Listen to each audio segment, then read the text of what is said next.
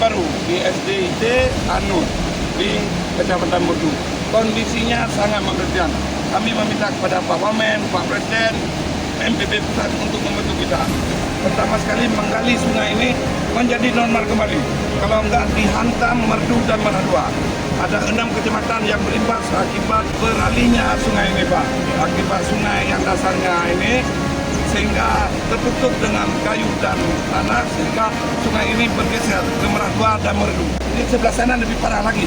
6 desa sudah terjadi begini. Di Kecamatan Meradua. Kecamatan Meradua.